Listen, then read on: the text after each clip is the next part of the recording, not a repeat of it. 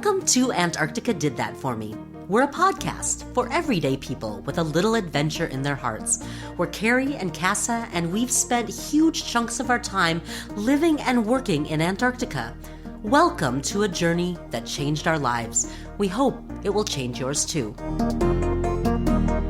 Hey everyone, and welcome back to another episode of Antarctica Did That For Me. I am Keri Nelson. I'm sitting here with my wonderful co-host. Please introduce yourself. Cassa Grant. Nice to be here. Thanks. Cassa Grant. Loves of my life, but not the only love of my life. And that is the topic that we're going to get into today, love and romance and relationships in Antarctica. It is one of the most frequent things that we're both asked about. Over the years, people have tons of questions about this. If you're listening, I bet you do too. It's probably why you're listening. Full disclosure, both myself and Cassa are veterans of many Antarctican romances, including some ones that turned out to be a little more lasting, which is my husband I've met in Antarctica. Cassa, you have a romance. Your partner in New Zealand is from Antarctica. Your sister is married to somebody from Antarctica. It's definitely possible, right? To meet your true love on ice. What do you think? Oh, completely agree. And some also just fun loves, right? I used to joke about having a new season boyfriend. Oh, it's a new season. Time for a new boyfriend. It's really But yeah, true. I mean, my partner and I have been together for 10 years. My sister and her husband have been there together for 10 years. I mean, we both know a lot of people who have met long-term partners down there, which is really, really cool. And we wanted to explore more about why we think that happens and share a little bit of our story about how that happened for us. And I will just put it out there that it is also possible and happens all the time to have some really bad times involving relationships on the ice too, because you thought you might have met your person on the ice and it turned out not to be true. So we're going to talk about both of those things, but we love this subject. I'm just going to put it out there, Cassa, that when people talk about what's hard about life on the ice, and I think about, well, what are the challenges that I've really seen people have? I think all of the people with the hardest times, with some notable like life exceptions, like, you know, a death in the family or an injury, like those are big things. But most of the real distress that I've seen on the ice has not been from the weather or from it being cold. It's relationship related stuff. It's like people have somebody on the ice that they really like, but that person doesn't like them back. Or there's somebody off ice who they're partnered with, but that off ice person isn't really happy with the situation. Or maybe it's working the other way. As somebody that you actually break up with somebody on the ice, and then you have to see that person have a whole other life right in front of your eyes. But I think most of the hard times I've seen people really have when they've gone to really dark places, that's all been relationship related. I don't know if that's been your experience, but that's certainly been my experience of what I've witnessed. Yeah. And I think like with many things down there, things get magnified because we're in this kind of petri dish environment. And so if that was already maybe in you before or something that was challenging before, it just gets turned up. The volume gets turned up quite a bit on these things. So. For better and for worse, right? So I think that that's where some of this stuff can get, like, as you say, like when we see this unhappiness or these real challenges that people have with mental health issues around relationships, it's partly because of that too, because we just have this amplified situation that we're in. It's a very intense situation. It really is. My feelings in this regard, I've felt bigger things, like bigger, somebody doesn't like me and it feels like it's going to kill me and I'm going to like curl up in a little ball and shrivel away. Or I like this person and my heart just soars. It just feels so much bigger when I'm on these contracts than it does out in this other world with all of its distractions, which don't really exist in the way that they do when you're in Antarctica. Well, and I was a classic piner, what I would call a piner. I would pine away for people that I had in all the romance novels, they call it carrying a tundra. I'm not sure how to say it, tundra. But, you know, I had little secret crushes and I would just like think about that person or whatever. So that was always like, and again, you're around them every single day. So it certainly feeds that if you have that. And this makes me sound like a stalker, but it feeds that tendency if you have that tendency too. Yeah. I mean, it's a hobby almost. Like having a crush on someone can be as much of a hobby as learning to play guitar. I mean, quite honestly, or a distraction as that. Yeah. It's like vacationing in the future. There you go. That's a great way of putting it. I love that. Well, I want to hear, since we both have our own gentleman friends who we're hooked up with now, I want to hear about your story about how you met your person on the ice. Yes, I would love to tell that story. So you know him, his name's Jace, and I asked him if we could talk about it, if I could talk about this, because I didn't want to obviously embarrass him too much. And I won't say anything, obviously that's going to be weird, but I did want to make sure that that was okay with him. And, but I've had several other partners down there that were wonderful, lovely people, and actually that were relationships that helped me grow a lot that I will always think of very, very fondly. But yeah, Jace and I met about 10 years ago, and it was a summer season. He's a Kiwi. He's from New Zealand originally. And as we've mentioned, Scott Base is only about 3 kilometers away from McMurdo. So it's basically like you can walk over there. It's not very far. I was, again, looking for my seasoned boyfriend. I love that so much. I was like shopping around. Who's it going to be this year, guys? No, just kidding. Who's it gonna be? Who's the winner? I was kind of like, okay, there's a few contenders. There's some interesting candidates down right this season. It's kind of like October or whatever. And some of my friends were like, ooh, this one's a good one. You should take a second look at him, or I think we had met briefly and I thought, yeah, he seems fine, whatever. My friends were like, oh no, this is a good one. And I was like, yeah, okay, cool. But I was not, he knows this, but I was not sold right away. I thought he was cool. But this is kind of like me with Antarctica in general. I'm just kind of like, yeah, whatever. People work down there. I thought he was great as a person, but I wasn't like, ooh, love at first sight kind of thing. And I don't think he was either, frankly. But what really kind of helped us was that he was a diesel mechanic and I worked in the heavy shop. And so I was handling all the parts. I know. And so I always make this joke. He'll laugh when he hears this, but I was like, I handled his parts so well. He just had to come back for more, right? So he did come to the McMurdo heavy shop and he needed a specific part for a thing and he was searching for it. And I was just, I don't know, I was just riffing and having fun with the people that worked there and we were just having a good time. And he was over there kind of giggling while he was looking through the parts manual. And then he sent me an email later, was like, oh, I reckon I should take you out for a beer to thank you. And I was like, yeah, okay, you don't have to do that, just so you know. This is not how the parts department works. You don't have to pay us for beers. But I obviously understood that he was asking me out. Exactly, right. And so we went out and it was lovely. And I just started to learn more and more about him. And so then I was, my interest was piqued more. And then he went away on a traverse for about, I think, 10 days. It was across the ice. The Kiwis were doing a science project away from where we were. And so they had to drive tractors across the snow for a while. So he was gone for a while. And then I thought, yeah, maybe I had the absence made him fonder or whatever. But then he came back and we went on our first date, which was to something called the observation tube. And would you tell them a little bit about the observation tube, Keri? It's pretty neat. I have never been able to be there when that's been in. Every single one of my 16 seasons in Antarctica, I've never been around when that thing's been installed. That's a gasp. Oh, wow. I know it's a gasp. I consider it a travesty, but it is the truth. Okay. Well, now this will just make you much more jealous, but you know about it. But it's basically the observation tube is I want to say 20 to 30 foot long tube that we drill a hole in the seasonal ice, the thinner ice closer to station, and we put it in there. And there's like a little pod in the bottom that's got windows around it. So you climb down this tube in this there's a ladder, and then you sit in this little pod and you listen to the seals, which make these weird kind of like robot pinging sounds. It's like ping. And then you can see the ice as it comes down underneath. You can see like the little ice stalactites, for lack of a better word, that come down. It's just one of the most beautiful singular experiences I've ever had, actually, because you're sitting like 20 feet under the ice, just checking out the scene. And it's really lovely. And so you're not actually supposed to take 2 people down there, but we did.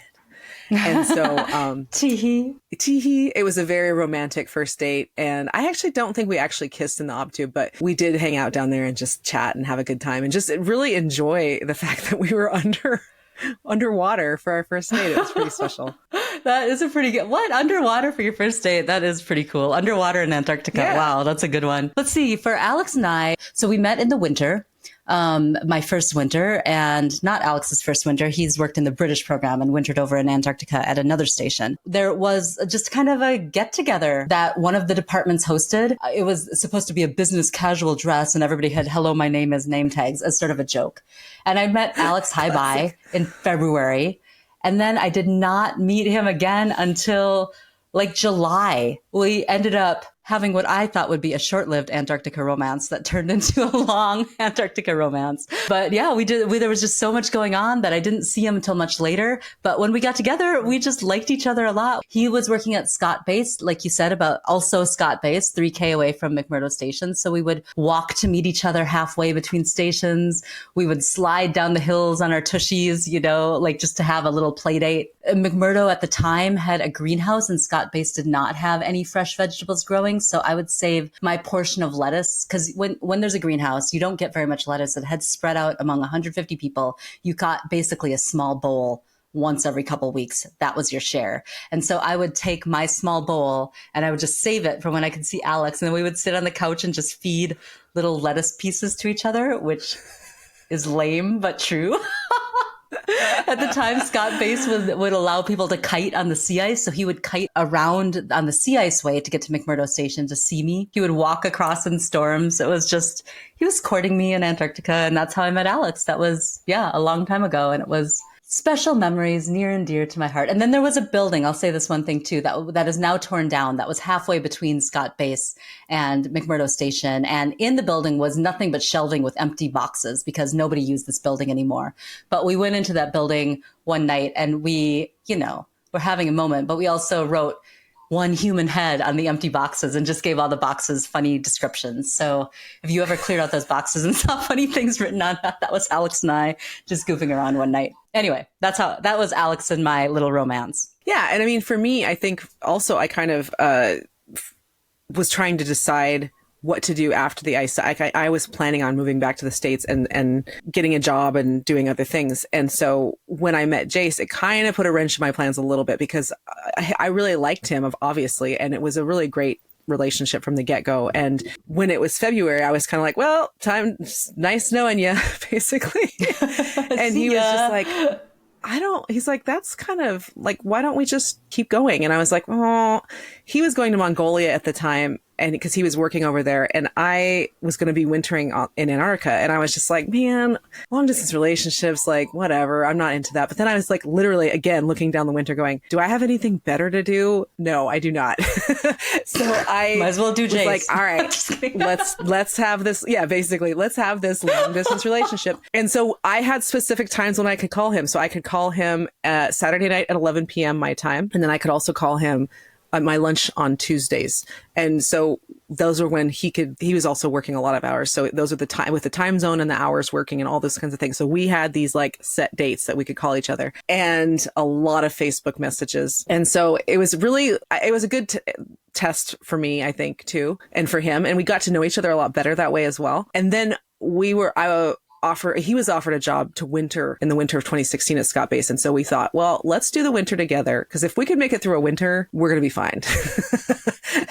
And because I've seen, 20-year relationships break up when people winter together. So I thought, yeah, this will be a good one. Because if I'm going to move to New Zealand, I don't want to just move there for some random nice to have kind of dude. I want to move there for somebody who's solid. And he's very solid. So it was just a good kind of way for me to build that evidence for myself as well. Yeah. Oh, I love that story. We both have had our romances on the ice. The question is, do you think is it common for romance to last on the ice? I wonder how many relationships that you've seen. I mean, I've seen plenty that go the distance and I've seen plenty that don't go the distance too. Both are stories that happen coming out of this sort of situation. Yeah. And I think both have value, to be honest, too, Keri. Like it's about the connection, I think, too. Sometimes people are ready for a long-term relationship and sometimes they're not. And I really wasn't ready for a long-term relationship for quite a while, actually. So being able to experiment and play and just be with people who were interesting and be able to enjoy them was really important for me. So I think that both things really have a lot of value. So let's talk about the flip side, right? For the romances that don't work out, how have you seen that sort of dynamic affect people, play out on the ice? Like, what are your thoughts on, because you buy the ticket, you take the ride, but there's no guarantee about how that ride's going to end. I feel like, the ending of things does play a dimension in a lot of people's Antarctic experiences. Yeah, absolutely. And I had a breakup my first winter in May, which is kind of early in the winter. And it was really hard. I don't recommend doing that. But to be fair, I mean, it is what it is. Like you have to be where you are. And I really cared about him and I'm glad that I dated him and I'm glad that we were down there together. I just was at a point where it wasn't working for me anymore. And so I felt like I was going to be lying to him or being somebody that I wasn't in order to keep the relationship going to carry out the winter. And so it was really hard. It was challenging. I really hurt him. And it was hard for me because I wanted to be respectful of his needs as a wonderful person, but also respectful of myself and go, yeah, I can't do this anymore. This is not for me anymore. And so it was really hard. I've seen other people really go very deep into themselves and just start to withdraw a lot. And that really always worries me, especially in the winter if they go through a breakup. What about you? Have you noticed or had a breakup down there? I've had multiple breakups in Antarctica in all of the directions. I mean, I think a very real situation that happens is you end a relationship with somebody and then other relationship starts, and being around to witness that, if you like somebody and having to have that go down right in front of you, those are real torturous situations. I've seen that drive people to all sorts of depths of despair. It definitely doesn't feel really good for either of the people in that situation, because we're talking about, especially in winters, it happens in the summer too, but very small communities. You know, you have to be prepared when you start a relationship like that, for that to have to witness that other person be in other relationships and have those same kinds of feelings for other people. And that absolutely feels a certain way. That's real Shakespeare type stuff, you know? That's like big dramas are written in the arc of literature about those things, and you're experiencing them. Certainly, that'll seem really familiar for a lot of people who have been a part of these Antarctic stations. And then, you know, you dust yourself off, you try again, because it's always tempting to jump into a new romance, but it can certainly feel a certain way. Well, and I have friends who have a very strict no hookup, no nothing policy while they're down there. Right. They're so strong. I know. They're much stronger than me. I feel like I've had that policy before, but it's just never worked out the way that my brain thinks it's going to work out. But, you know, that's how it goes sometimes. Yeah. And one of my favorite things, though, some of my favorite things that have happened that I've been a part of have been a couple of Antarctic weddings. And we had one in 2013 that was exceptional, of some friends of mine. And it was just, people loved getting ready for this. It was beautiful. It was so much fun. They still had to have a legally binding wedding back in the States, but we just had so much fun coming together for them and giving them that love and creating this really beautiful, party, I guess it was, but it was really like a fun way to enjoy them and also enjoy the community. It really brought everybody together. I know the couple you're talking about, love them dearly. I was around for another wedding. Same thing. Antarcticans love to celebrate things. So if it's a celebration of that kind of love, man, that's the ultimate party. In fact, I'm just thinking of another wedding I was a part of that was a surprise wedding. Everybody at the event didn't know that the wedding was going to happen. And at the end of the event, suddenly somebody was getting married right in front of a whole crowd worth of people. Like if you took an adventure to Antarctica to do this work that you had never maybe heard of, and then you have this job, I think for a lot of people, that's kind of one of a few ultimate fantasies, right? Like maybe I go to this adventurous place. Maybe I find my person. Maybe I have to go to the end of the earth to find my person. But I think it's a wish that's deep in our hearts. So if we see people achieving that dream, it's just, you know, sky's the limit for them and for us, you know, who are witnessing that thing. That's a great point. And I love that. I agree. I totally agree. And for me, I mean, I'll be honest, like I felt very, very broken. And I felt like maybe I had to go to the end of the earth to find somebody who I could really connect with. And now I don't think that's true at all. But at the time, I think that there was maybe a little bit of that for me. No, I can see that. Absolutely. I definitely didn't have romance at all on my mind when I went to Antarctica. For me, it was just about the adventure and what could happen. But as soon as you get there, you realize that there are so many people who share your look at the world a little bit differently philosophy that suddenly it seems like a feast. Like, you know, even friendships are intense, like friendships that have no whiff of romance. Yeah, there's so many people who love so many different kinds of people now. But for me, it's like women friends are not romantic friends for me personally. But my friendships with women friends are so much more intense and full of love and full of that kind of friendship romance where you're keyed into somebody's keen mind and who they are. And I have friendship crushes all the time. You're one of my friendship crushes, Cassa, you know, just people, likewise, women that who I feel so strongly about. It's so easy to be attracted to people who are working on the ice by you, not even necessarily in romantic ways, just as who they are as humans. They're very, very attractive and interesting people in that way. And that's like the relatability too of somebody who's been through that similar situation, being able to share that with you, I think is also really helpful for people too.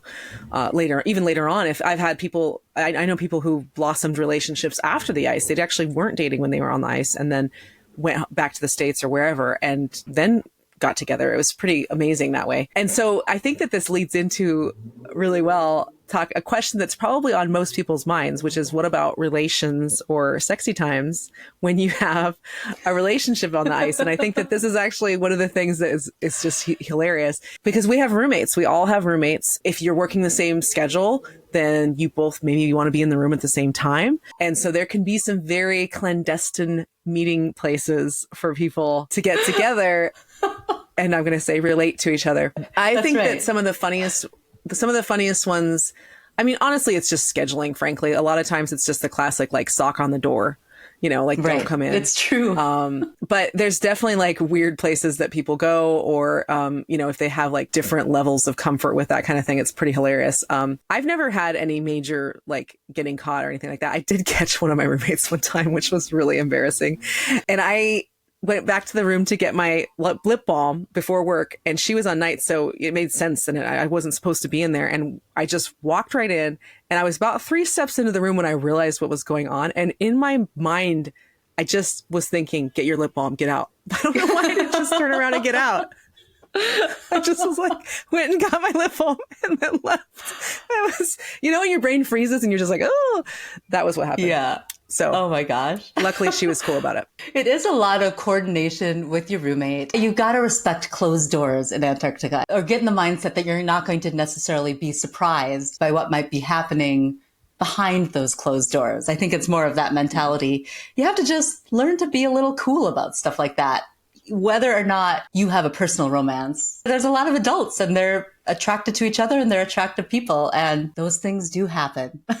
Yes, they do. Well, given your history, Cassa, would you advise going for it? There have been times I've come back from seasons and been like, man, if I was giving some advice, it'd be this: never get involved in a relationship in Antarctica. Just don't do it. Don't do it. But, you live some and you learn some and you realize that's not necessarily good advice either. Is that something that you would advise some new person going down? What would you tell them about forming relationships in Antarctica? Oh man, I mean, that's such a loaded question, but I think that it depends on context. It depends on where you are as a person, what you are looking for, and how much. I think always be in and this is going to sound so cheesy because it is, but you got to get to know yourself first and then, play around and have fun and all these kinds of things. I mean, part of the learning is playing around and having fun. But for me, I think that, I would absolutely encourage people to fuck around and find out, basically.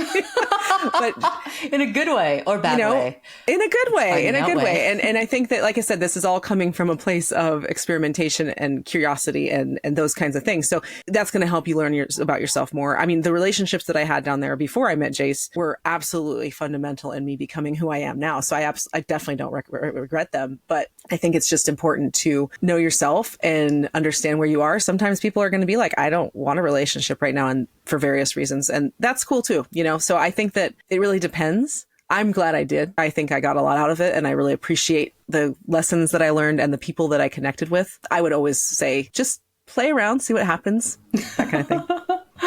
I guess, having had like lots of ups and downs in this regard in my many years on the ice, I land in that same spot too. You gotta live. We're alive for a reason, right? We're here to live this life, and that's part of life on the ice. Although I'll put this other part out. The people who had the goal of not really getting in any relationship entanglements and successfully met that goal had a lot more even-keeled seasons. They probably were happier more of the time, right? They weren't having those huge roller coaster ups and downs. And so you can have a really great season without this being a dimension of your life too. But it certainly is a big part of the pie for a lot of the population down there. And it should be. It makes me happy for every one of these successful relationships. My favorite couples in the world, many of them have met on the ice and are now living happily on the ice still or off the ice.